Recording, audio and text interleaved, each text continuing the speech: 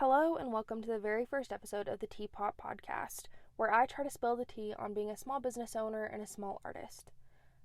My whole goal with starting this podcast originally started as a way to help small artists and help small business owners be a little less lonely while you're figuring out everything. It can be a very a brutal process, and I want to make that journey a little bit, a little less lonely. That is my goal. For today, we're going to be talking about 5 tips I use to work in a teeny tiny space. I'm pretty qualified on this topic because for the last 2 years and some change, like a few months over the 2-year mark, but for the last 2 years, we have been living full-time in a 20-foot bumper pull camper, and that camper also has no pop-outs. So it's a little bit crowded. So in this space, we have our pets, we have my husband and I, and we're not small people either. And that's something we never, would have considered as we were moving into this RV life journey. But we're both almost 6 feet tall, and it gets a little cramped sometimes. So we live in that space full time. We both work in that space full time. It's a lot. So I have had to learn how to take my art studio from an entire room back when we had a house all the way down to, basically a 3-foot by 2-foot table in the RV. I converted the bunkhouse, if you're familiar with RV terms, I converted the bunkhouse into a studio, and that's all the room I have. And I'm excited to share my tips with those, about that with you today. Before I get into the tips, I did want to do a little introduction to myself in case you happen to be new to my art or myself or any of that stuff. My name is Lauren. I started LA Florals almost 4 years ago, which is just really crazy. This hasn't always been my full-time job. It has been my full-time job for the past 2 years when we started going full-time in the RV. But before that, it was always a side gig while I was trying to learn how to even run a business, how to do anything. I went to college to be a teacher with my English degree, so very, very different. I have absolutely zero real, college education on the topic. I'm not going to be the person you go to for concrete everything. That's not me, and I don't even want to be that person. But if I can make the journey of being a small business owner or a small artist, creative, etc., etc., if I can make that journey a little less lonely, that's what I'm here to do. Everything that I have learned in my business has been very, very not linear at all. I have had bumps and I've had highs like Mount Everest, and then I've gone lows like the Grand Canyon. My art has been all over the place. And I feel like I've learned a lot of experience over my time of all, traversing those ups and downs. And that's why I want to share this with you. I predominantly focus on watercolor, both digital and physical. And then I turn my illustrations into sticker sheets and waterproof stickers and bookmarks and sweaters, all of the papery stuff, stationery. That's kind of my goal. And I have so many topics planned about how to find manufacturers and all kinds of stuff. So if you like this podcast today, please hit subscribe. I am very, very excited to share with you. So without further ado, let's go ahead and jump straight into the tips. I don't want to make this first episode too long. So my first tip is to narrow down what you truly need that needs to be out 24/7 versus what can be stored and then you get it out as you need it. So for example, in my tiny space where I have my little bunkhouse, I have some things that I use all the time. For instance, my Cricut, my printer, my watercolor paints, those are essentials and have to be out 24/7 for me to function. I can't function if I don't have those things at the ready. That is my base, what has to be out. Everything else needs to work around those 3 items. So for example, I have lots of art books that I love. Those don't get touched every day. So those can be in a slightly more hidden spot, out of reach spot. That's totally fine. Another thing is that I really hyperfixate on new hobbies. And so I have all of those hyperfixations that come and go in my little squirrel brain those items are stored 100%. So my goal with, putting those hyperfixation items away is to create more space where I'm able to create what I need to consistently. That's the most important thing for me. My second tip is to go vertical with decor and storage. So once you've narrowed down exactly the items you need and you realize, okay, this is too much to fit in the space that I have, go up. Go up a wall, get a shelf, do something to, elevate that space as much as possible. So one thing that I did that I absolutely love and I wish I would have done so much sooner is that I put my Cricut on a riser meant for like cabinets. I know on Amazon they make actual like Cricut risers that you can put your Cricut on, but they seemed very flimsy, which is ironic because it needs to be able to like function while you're still holding and, working on all that stuff. But no, it just was not enough. So I decided to go the route of using a dish rack. So, or not a dish rack, but I don't know, like the cabinet riser type of thing. And that works really well. And that frees up so much room for me to be able to work underneath my Cricut when it's closed up. And then whenever it's open, I still have room to use a table space and stuff. So go vertical in any way you can with decor and storage items. My third tip is to get creative with items that you have duplicates of. And if you're a small business owner, this could look like inventory or any paper junk that you accumulate or anything. So, for instance, I don't have room for those trendy little storage drawer sets that are like viral on TikTok. Like you always see these people packing these adorable sticker orders and they pull out the little drawer, they grab the sticker, and it's so cute, right? It is my dream to have room for one of those, but not today. I don't have room. So instead what I have is an inventory binder.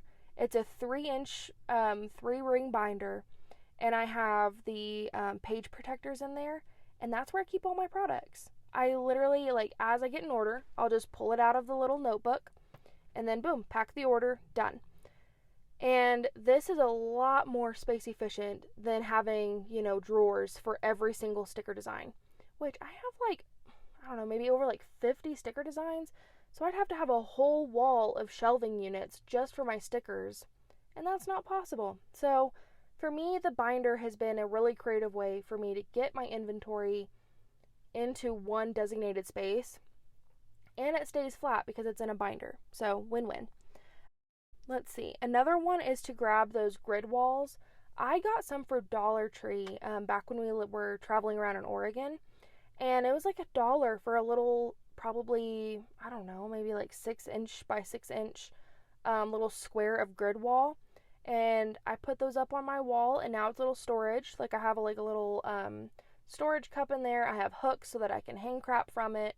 So 10 out of 10 recommend investing in grid wall type of things if you're able to. My number 4 tip is to be intentional with your functional decor items or extras that you have in your space. So, for example, I don't have much decor. If I do, it serves a purpose to either inspire me, to keep me organized, or to hold reminders. I do have a geode that my great-grandpa had made for me before he passed, and it's in the shape of a star. And I love that because I think it really inspires me and it just keeps me going. Now, does it necessarily serve a purpose? No. But it does inspire me, and to me that works. Another example is that from a craft store, a few Christmases ago, I got a teeny tiny little Christmas tree that also is like a photo holder. It's meant for Christmas cards and stuff, but it's a cute little tree, so I keep it all the time. And then I will put reminders into the photo holder slot. That way, it serves a purpose. It's cute and serves a purpose. Win-win. For my 5th and final tip, this one's more geared toward business owners more than just creatives or small artists. But if you have order packing and stuff like that, this tip applies to you. Don't buy too much in bulk. I know this goes against every single thing that you have ever been told, because when you buy bulk, you save money. And when you save money, you make more profit. But I'm telling you right now, if your headspace gets jumbled up when your space is messy, your headspace is worth more than those few dollars you would save by buying bulk. It took me way too long to learn this. Like, way too long, embarrassingly long. I would buy 100 packs of bubble mailers that are so large and bulky. And, it took, in the beginning, when I first started going full time, it would take me quite a while to go through those 100 bubble mailers. So, for months on end, I would just, be looking at this mess, which also, kind of made me feel like a failure because, I'm sitting here and I'm not making these sales to go through these bubble mailers. So it was kind of like a combo thing making me not feel good, but it was also just messy. In a small space, it's really hard to store oddly shaped items like that. And I have not found a good way. I just stuff a bin with them and they're all messy, they're all together. It's not perfect yet at all. But it filled me with such shame to see my space so messy. And then it filled me with shame to see that I was not using these bubble mailers that, are just sitting there because I'm not making the sales. And it was just too much. So I buy in quantities of about 50, which I go through in about 2 months. A month and a half, 2 months, just depends. But that makes me feel so much better. Am I wasting a few extra dollars by buying lower quantities? Yes, absolutely I am. And I don't take that out on my customers. This is a personal choice that I am making. So I am not, I'm not making my customers pay more because I can't handle the room to buy a mailer, if that makes sense. But yeah, to me it makes sense to not buy in crazy, crazy quantities when you're not ready for them, when it's going to clutter your space and clutter your mind. My mental health is worth more than that few dollars of savings. Before I close out this podcast for good, I need to address someone who needs a really big thank you. So that would be my friend Haley. She is a fellow podcaster with I'll Try Again Tomorrow podcast. And first of all, if you haven't listened, 10 out of 10 recommend. I will leave a link down below. But her podcast is just so helpful with just, making me think about life in a different light where I normally wouldn't. For instance, I had something really bad happen last week and it really, really shook me to my core. And, it was really hard to pick myself back up. But because of her podcast, I was able to think about that situation in a different light than I was. She talked about, and this was in her last week's podcast, but she talked about ways to think about, not so positive experiences, like what I had last week, for example, and how to flip that in your brain to think about, how can you learn from it? How did it make you better? How can you use this to fuel your own growth? And first of all, that was just monumental to me. I don't know why that hit home, but it did. And I truly think that is the reason why I was able to recover from last week's horrible event from, I was really low. I was sobbing for 2 hours. And not only did the podcast help me think about a different way of thinking about it, but as a person, Haley literally was there as it was happening, as I was sobbing, and picking me up. So, again, I just have to say thank you so much to her. And also because, she helped me so much. This podcast would not be a reality if it weren't for her. And I'm just so thankful to have friends like her in my life. And if you don't have a friend that is willing to pick you up and help you out and just go above and beyond to just care about your well-being, get rid of them. You don't need them. Get a Haley instead. But, yeah, I just wanted to say before I close this out for good, I have to talk about how great of a friend she was in picking me up, how great her wisdom is on her podcast, and of course her help in making this my own podcast a reality. Because as soon as I had the idea of starting my own, I was like, oh my God, I don't know how to do this. I don't know how to go about even remotely trying to figure this out.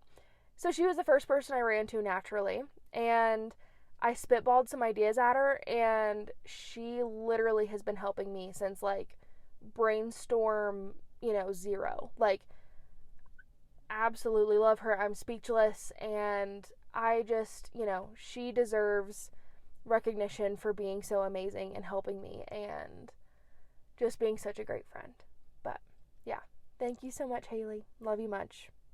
And I hope you all have a wonderful, wonderful week. And, next week we're going to be talking about all things planner and small businessing and all of those fun things. So I will see you next week.